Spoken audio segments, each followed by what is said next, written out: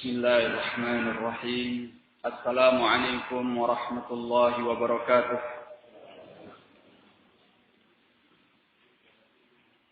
Innal hamdalillah nahmaduhu ta'ala wa nasta'inuhu wa nastaghfiruh wa na'udzu billahi min shururi anfusina wa sayyiati a'malina. من يهده الله فلا مضل له ومن يضلل فلا هادي له أشهد أن لا إله إلا الله وحده لا شريك له وأشهد أن محمدا عبده ورسوله. أما بعد فيقول ربنا تبارك وتعالى يا أيها الذين آمنوا اتقوا الله حق تقاته ولا تموتن إلا وأنتم مسلمون يا أيها الذين آمنوا اتقوا الله وقولوا قولا سديدا يصلح لكم أعمالكم ويغفر لكم ذنوبكم ومن يطع الله ورسوله فقد فاز فوزا عظيما. ويقول نبينا وحبيبنا عليه الصلاة والسلام فإن أصدق الحديث كتاب الله وخير الهدي هدي محمد صلى الله عليه وعلى آله وسلم وشر الأمور محدثاتها فإن كل محدثة بدعة وكل بدعة ضلالة وكل ضلالة في النار أعاذني الله وإياكم من النار. إخوان في الدين معاشر المسلمين رحمني ورحمكم الله. Kita memanjatkan segala puji dan syukur kehadirat Allah Subhanahu wa ta'ala yang telah melimpahkan kepada kita segala nikmat dan karunia-Nya. Allah Jalla wa Ala berfirman di dalam Al-Qur'an, "La in syakartum la azidannakum wa la in kafartum inna 'adzabi lasyadid." Jika kalian bersyukur, maka aku akan tambahkan nikmatku kepada kalian. Dan jika kalian ingkar, maka sungguhnya azabku sangatlah pedih. Kemudian, semoga salawat dan salam tercurahkan kepada Nabi besar kita Muhammad sallallahu alaihi wasallam, kepada keluarganya, sahabatnya, dan orang-orang yang mengikuti beliau dengan baik sampai hari kemudian kelak. Ikhwan fiddin, ma'asyiral muslimin, rahimani wa rahimakumullah. Tema kita pada hari ini adalah melanjutkan kita membaca risalah Al-Syekh Al-Imam Al-Allamah Rabi' bin Hadi Al-Madkhali hafizahullah ta'ala, yaitu Al-Hattu 'ala al-mawaddati wal-i'tilaf wat-tahdhir minal furqati wal-ikhtilaf. Motivasi untuk saling menyayangi dan bersatu, serta peringatan dari perpecahan dan perselisihan. Dalam pertemuan kita yang lalu, kita sudah membaca keterangan dari beliau rahimahullah mengenai nasihat untuk bertakwa kepada Allah Azza wa Jalla, kemudian membangun iman yang benar yang berdiri di atas ilmu, di atas amalan yang saleh,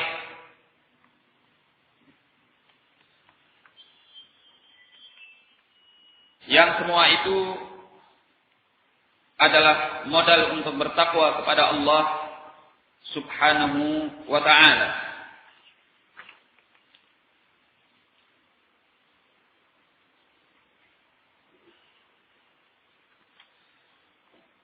Sekarang kita lanjutkan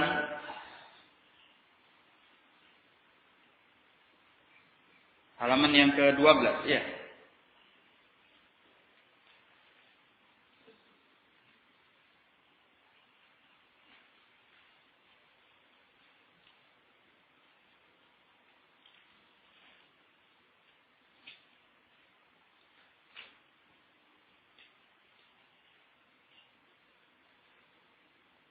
Baik. Qala hafizahullah wa minal badahiyati 'indakum anna al-wajiba 'alaina an nattabi'a kitabullah wa sunnata rasulih sallallahu alaihi wa ala alihi wa sallam wa an na'tasima bi kitabillahi wa sunnati rasulillah sallallahu alaihi wa sallam wa an na'udda 'ala dzalika bin nawajid. Termasuk perkara-perkara yang aksioma pada kalian bahwasanya merupakan kewajiban atas kita untuk kita mengikuti kitabullah dan sunnah Rasulnya sallallahu alaihi wa ala alihi wa sallam, dan bahwa kita berpegang teguh dengan kitabullah dan dengan sunnah Rasulullah sallallahu alaihi wa ala alihi wa sallam, dan kita menggigit yang demikian itu dengan gigi-gigi geraham. Kenapa kita diminta untuk menggigitnya dengan gigi-gigi geraham? Diterangkan oleh ahlul ilm, karena menggigit dengan gigi geraham itu lebih kuat dibandingkan kita menggigit dengan gigi seri yang ada di depan. Ya. Karena perintahnya adalah perintah untuk kita memegang kuat sunnah beliau alaihi salatu wassalam, maka diibaratkan dengan kita menggigit dengan gigi geraham kita, sehingga memegangnya itu dengan kuat. Nah, kama qala Rasulullah sallallahu alaihi wasallam, lamma wa'adha mau'izatan balighah, zarifat minha al-'uyun wa wajilat minha al-qulub. Sebagaimana sabda Rasulullah sallallahu alaihi wasallam tatkala beliau memberi nasihat dengan nasihat yang cukup baik, yang karenanya air mata mengalir dan hati-hati menjadi bergetar. Fatalabu minhu ayyuwajjiha lahum nasihah, sehingga mereka minta dari beliau agar beliau memberikan nasihat untuk mereka. Qalu ya Rasulullah, ka'annaha mau'izatu muwaddi'. Mereka berkata, wahai Rasulullah, seolah-olah nasihat ini merupakan nasihat orang yang akan berpisah. Fa'ausina, maka berilah wasiat kepada kami. Qala usikum bitaqwallah, aku wasiatkan kepada kalian untuk takwa kepada Allah. Intabihu li hadhil wasiyah, perhatikanlah wasiat ini. Wassami'i watta'ah, mendengar dan taat. Wa innahu man ya'ish minkum wa sayara ikhtilafan katsira. Dan sungguhnya barang siapa yang hidup di antara kalian, niscaya dia akan melihat perselisihan yang cukup banyak. Jadi perselisihan itu telah dikabarkan oleh Nabi sallallahu alaihi wasallam. Ya. Artinya bahwa perselisihan itu akan terjadi. Tidak mungkin tidak. Suatu yang sudah ditakdirkan oleh Allah Azza wa Jalla. Hanya saja beliau di dalam hadis ini akan mengarahkan kita bagaimana kita harus bersikap tatkala kita mendapatkan perselisihan-perselisihan itu. Kata beliau, "Fa'alaikum bisunnati wa sunnatil khulafa'ir rasyidin al-mahdiyyin." Maka kewajiban kalian adalah berpegang teguh dengan sunnahku dan sunnah al-khulafa'ir rasyidin al-mahdiyyin, para khalifah yang terbimbing dan diberi petunjuk. Abdu 'alaiha bin nawajid. Gigitlah oleh kalian atas sunnah-sunnah itu dengan gigi-gigi kerama. Wa iyyakum wa muhdatsatil umur. Hindari oleh kalian perkara-perkara yang baru. Fa inna kulla muhdatsatin bid'ah wa kulla bid'atin dhalalah. Karena sungguhnya setiap perkara baru itu adalah bid'ah dan bid'ah itu adalah sesat.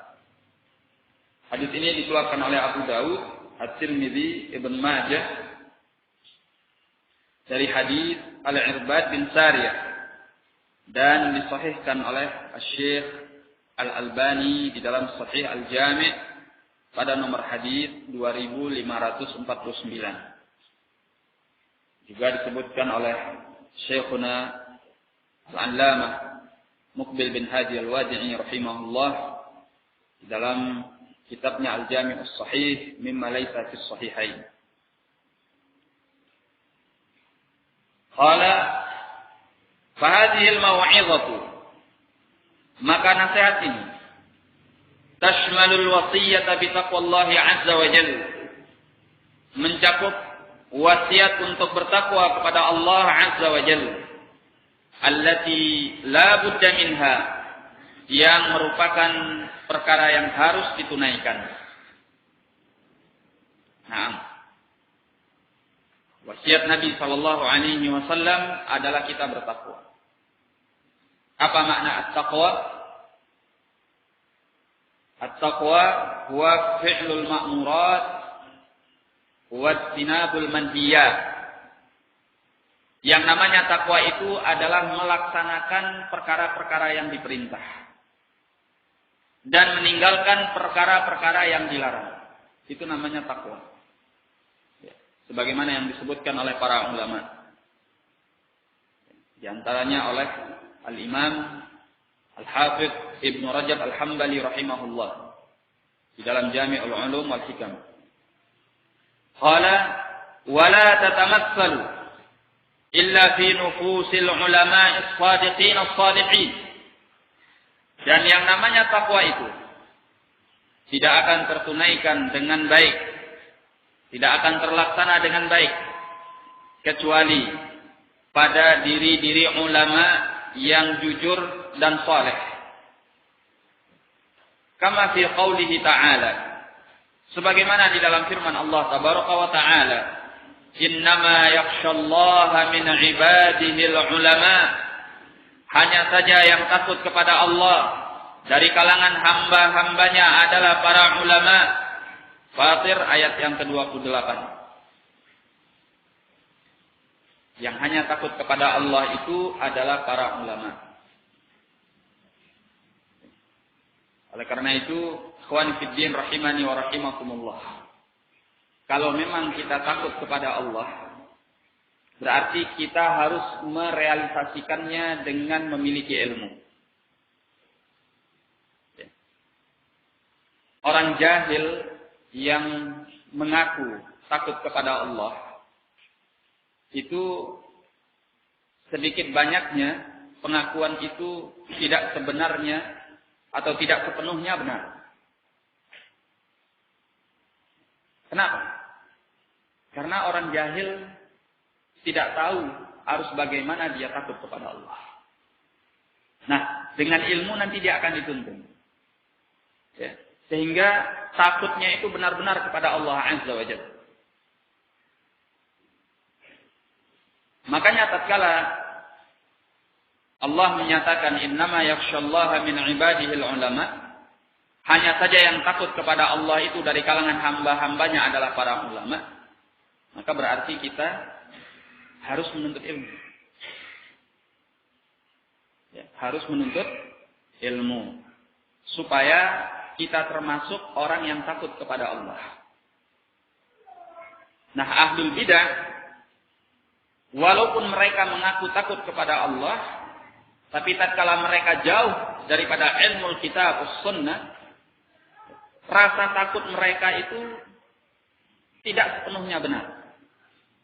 Ya. Bahkan sering sekali adalah dusta. Nah, makanya kita jangan gampang tertipu, jangan gampang terpedaya dengan air mata atau dengan isakan tangis yang dikeluarkan oleh ahlul bidah, seolah-olah menampakkan bahwa dirinya sangat takut kepada Allah Azza wa Jalla. Ya. Seringkali yang demikian itu adalah air mata buaya. Ya. Walaupun buaya tidak punya air mata seperti itu. Sebab apa? Bagaimana kita akan percaya bahwa mereka benar-benar takut kepada Allah, sementara kerjaan mereka adalah membuat sesuatu yang baru di dalam agama Allah. Lancang terhadap Allah dan Rasulnya. Orang yang takut kepada Allah tidak lancang kepada Allah dan Rasulnya. Dia akan hati-hati di dalam beragama. Karena agama ini adalah agama wahyu. Dia akan berhati-hati dan hanya mengambil agama ini dari sumbernya, yaitu Al-Quran dan Al-Hadis. Lantas bagaimana dengan orang yang mengaku takut kepada Allah, sementara dia lancang kepada Allah Azza wa Jalla? Makanya jangan gampang terkesan dengan air mata ahlul bidah atau dengan isak tangisnya ahlul bidah. Sehingga kita kagum, Masya Allah, si fulan atau ustadz fulan atau kiai fulan atau ulama fulan sampai menangis, sampai terisak-isak, ya, dalam membaca Al-Quran atau di dalam menyampaikan kajian. Ya. Kalau yang melakukan itu dari kalangan ahli sunnah, as-sadiqin, as-salihin, kita percaya. Ya. Karena memang mereka adalah orang-orang yang mengamalkan sunnah Nabi Sallallahu Alaihi Wasallam. Apalagi kalau dari kalangan ulama sunnah. Kita percaya. Tapi kalau yang melakukannya ahlul bidah, tunggu dulu. Ya. Sebab kalau memang mereka takut kepada Allah Azza wa Jal, mereka tidak akan lancang kepada Allah Subhanahu wa ta'ala. Baik. Qala fattaqullah Azza wa Jal litasilu ila hadhil martabah. Maka bertakwalah kepada Allah Azza wa Jal agar kalian sampai kepada tingkatan ini, yaitu tingkatan orang-orang yang takut kepada Allah. Ya. Wa ta'allamu litasilu ila hadhil manzilah, dan belajarlah kalian agar kalian sampai kepada kedudukan ini.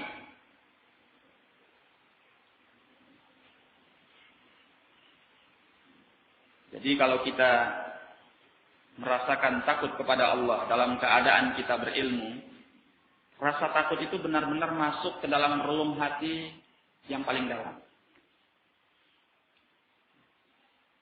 Ketika kita membaca Al-Quran, kita mengerti apa maknanya, kita mengerti tentang sebab turunnya, kita mengerti apa maksudnya. Nah, air mata kita mengucur ketika membaca Al-Quran karena takut kepada Allah, itu betul-betul masuk ke dalam relung hati yang paling terdalam. Sebab lahir dari ilmu. Ya. Walaupun bisa jadi orang-orang yang tidak berilmu, sebagaimana ulama, dia menangis ketika membaca Al-Quran, khususnya ayat-ayat yang mengharukan. Tapi nilai daripada tangisnya atau kapasitas daripada tangisnya itu tidak seperti orang-orang yang berilmu. Ya. Belum tentu masuk ke dalam relung hatinya yang terdalam. Bahkan terkadang orang-orang yang tidak berilmu menangis pada ayat-ayat yang sebenarnya dia tidak pantas menangis. Ketika ditanya, kamu tahu artinya? Enggak. Kok nangis? Terharu. Ya imamnya nangis sih. Jadi saya nangis. Seperti itu. Beda dengan orang yang berilmu. Nangisnya itu berdasarkan ilmu. Betul-betul masuk ke dalam relung hatinya yang terdalam. Nah, untuk sampai kepada posisi orang yang takut kepada Allah Azza wa Jalla membutuhkan ilmu. Li'anna alladhi ya'lamu al-aqaid as-sahihah wal manahij as-sahihah wal ahkam wal adab wal akhlaq an-nabi'ata min kitabillah wa sunnatir rasul sallallahu alaihi wa ala alihi wa sallam, hadza huwa alladhi yakhsha Allah Azza wa Jalla. Kata beliau, karena orang yang mengetahui akidah-akidah yang benar, manhaj yang benar, mengetahui hukum-hukum, mengetahui adab, mengetahui akhlak yang lahir daripada kitabillah dan dari sunnah Rasulullah sallallahu alaihi wasallam, inilah orang yang sebenarnya takut kepada Allah Azza wa Jalla. Fa inna taqwa tatahaqqaqu bihadhil umuri kulliha. Karena yang namanya takwa itu terrealisasi dengan perkara-perkara ini secara keseluruhannya. Ya.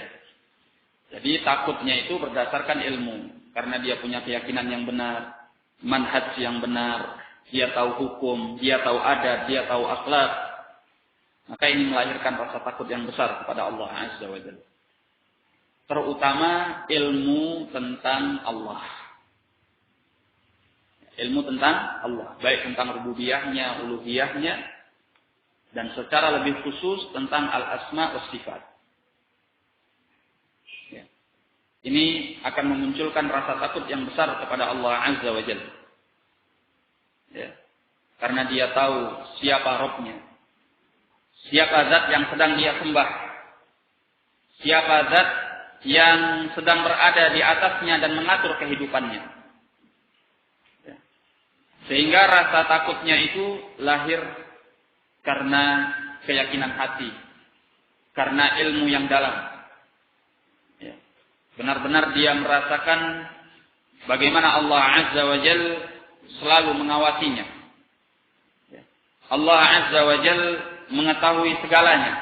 Allah Azza wa Jal yang mengatur hidupnya. Nah, Ikhwani fi din rahimani wa rahimakumullah. Qala wa min hadzal idrak li hadhihi al-umur allati dzakarnaha yandafi'u al-'abdu ila taqwallahi 'azza wa jalla. Dan dari penangkapan terhadap perkara